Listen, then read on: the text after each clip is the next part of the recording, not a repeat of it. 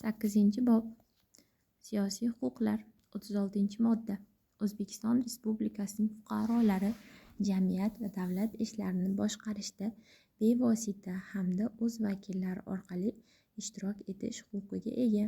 Bunday ishtirok etish, o'zini o'zi boshqarish, referendumlar o'tkazish va davlat organlarini demokratik tarzda shakllantirish, shuningdek, davlat organlarining faoliyati ustidan jamoatchilik nazorati vositasida amalga oshiriladi. Davlat organlarining faoliyati ustidan jamoatchilik nazoratini amalga oshirish tartibi qonun bilan belgilanadi. 37-modda O'zbekiston Respublikasining fuqarolari davlat xizmatiga kirishda teng huquqqa egadirlar. Davlat xizmatini o'tash bilan bog'liq cheklovlar qonun bilan belgilanadi. 38-modda Fuqarolar o'z ijtimoiy faolliklarini O'zbekiston Respublikasi qonunlariga muvofiq mitinglar, yig'ilishlar va namoyishlar shaklida amalga oshirish huquqiga ega. Hokimiyat organlari faqat xavfsizlik nuqtai nazaridangina bunday tadbirlar o'tkazilishini to'xtatish yoki taqiqlash huquqiga ega.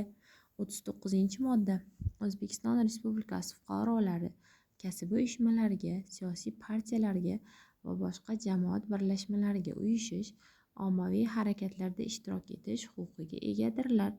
Siyosiy partiyalarda, jamoat birlashmalarida, ommaviy harakatlarda, shuningdek, davlat hokimiyati vakillik organlarida ozchilikni tashkil etuvchi muxolifatchi shaxslarning huquqlari, erkinliklari va qadr-qimmatini hech kim kamsitishi mumkin emas.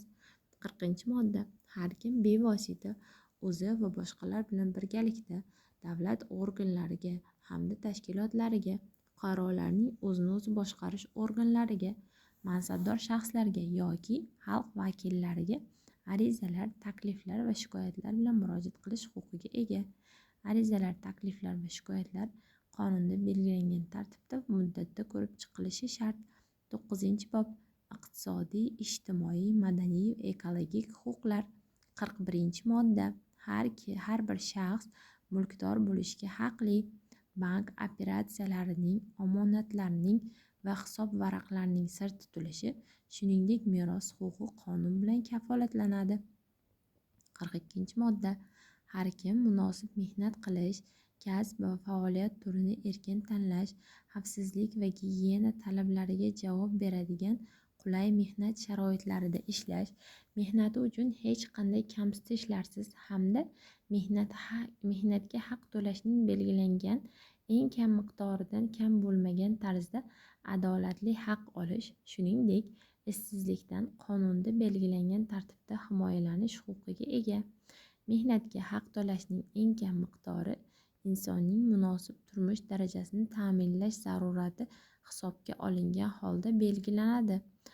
Homiladorligi yoki bolasi borligi sababli ayollarni ishga qabul qilishni rad etish, ishdan bo'shatish va ularning ish haqini kamaytirish taqiqlanadi. 43-modda Davlat fuqarolarning bandligini ta'minlash, ularni ishsizlikdan himoya qilish, shuningdek, kambag'allikni qisqartirish choralarini ko'radi. Davlat fuqarolarning kasbiy tayyorgarligini va qayta tayyorlanishini tashkil etadi hamda rag'batlantiradi. 44-modda Sud qarori bilan tayinlangan jazoni ijro etish tartibidan yoxud qonunda nazarda tutilgan boshqa hollardan tashqari majburiy mehnat taqiqlanadi. Bolalar mehnatining bolaning sog'ligiga, xavfsizligiga, axloqiga, aqliy va jismoniy rivojlanishiga xavf soluvchi, shu jumladan uning ta'lim olishiga to'sqinlik qiluvchi har qanday shakllari taqiqlanadi. 45-modda Har kim dam olish huquqiga ega. Yollanib ishlovchilarga dam olish huquqi ish vaqtining davomiyligini, dam olish va ishlanmaydigan bayram kunlarini, haq to'lanadigan har yilgi mehnat ta'tilini belgilash orqali ta'minlanadi. 46-modda Har kim qariganda, mehnat qobiliyatini yo'qotganda, ishsizlikda, shuningdek, boquvchisini yo'qotganda va qonunda nazarda tutilgan boshqa hollarda ijtimoiy ta'minot huquqiga ega. Qonunda belgilangan pensiyalar, nafaqalar va boshqa turdagi ijtimoiy yordamning miqdorlari rasman belgilangan eng kam iste'mol xarajatlaridan oz bo'lishi mumkin emas. 47-modda Har kim uy-joyli bo'lish huquqiga ega. Hech kim sudning qarorisiz va qonunga zid tarzda uy-joyidan mahrum etilishi mumkin emas. Uy-joyidan mahrum etilgan mulkdorga uy-joyning qiymati hamda u ko'rgan zararlarning o'rni qonunda nazarda tutilgan hollarda va tartibda oldindan hamda teng qiymatda qoplanishi ta'minlanadi. Davlat uy-joy qurilishini rag'batlantiradi. Uy-joyga bo'lgan huquqning amalga oshirilishi uchun shart-sharoitlar yaratadi. Aholining ijtimoiy jihatdan ehtiyojmand toifalarni uy-joy bilan ta'minlash tartibi qonun bilan belgilanadi. 48-modda. Har kim sog'ligini saqlash va malakali tibbiy xizmatdan foydalanish huquqiga ega. O'zbekiston Respublikasi fuqarolari tibbiy yordamning kafolatlangan hajmini qonunda belgilangan tartibda davlat hisobidan olishga haqli. Davlat sog'liqni saqlash tizimini, uning davlat va nodavlat shakllarini, tibbiy sug'urtaning har xil turlarini rivojlantirish, aholining sanitariya-epidemiologik osoyishtaligini ta'minlash choralarini ko'radi. Davlat jismoniy tarbiya va sportni rivojlantirish, aholi o'rtasida sog'lom turmush tarzini shakllantirish uchun shart-sharoitlar yaratadi. 49-modda. Har kim qulay atrof muhitga, uning holati to'g'risidagi ishonchli axborotga ega bo'lish huquqiga ega. Davlat fuqarolarning ekologik huquqlarini ta'minlash va atrof muhitga zararli ta'sir ko'rsatilishiga yo'l qo'ymaslik maqsadida shaharsozlik faoliyati sohasida jamoatchilik nazoratini amalga oshirish uchun shart-sharoitlar yaratadi. Shaharsozlik hujjatlarining loyihalari qonunda belgilangan tartibda jamoatchilik muhokamasidan o'tkaziladi. Davlat barqaror rivojlanish prinsipiga muvofiq atrof muhitni yaxshilash, tiklash va muhofaza qilish, ekologik muvozanatni saqlash bo'yicha chora-tadbirlarni amalga oshiradi. Davlat Orolbo'yi mintaqasining ekologik tizimini muhofaza qilish hamda tiklash, mintaqani ijtimoiy va iqtisodiy jihatdan rivojlantirish yuzasidan choralar ko'radi. 50-modda. Har kim ta'lim olish huquqiga ega. Davlat uzluksiz ta'lim tizimi, uning har xil turlari va shakllari, davlat va nodavlat ta'lim tashkilotlari rivojlanishini ta'minlaydi. Davlat maktabgacha ta'lim va tarbiyani rivojlantirish uchun shart-sharoitlar yaratadi. Davlat bepul umumiy o'rta ta'lim va boshlang'ich professional ta'lim olishni kafolatlaydi. Umumiy o'rta ta'lim majburiydir.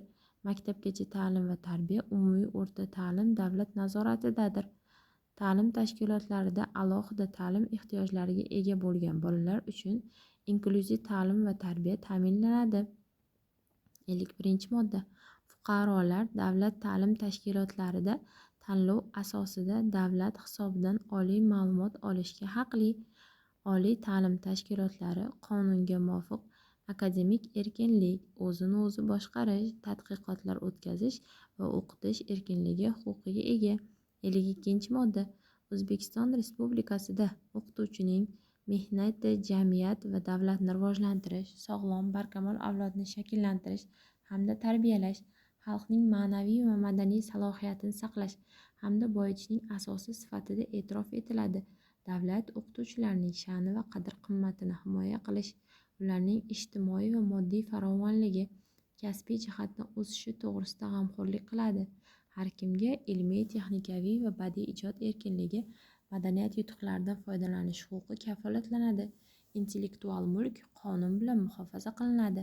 Davlat jamiyatning madaniy, ilmiy va texnikaviy rivojlanishi haqida g'amxo'rlik qiladi.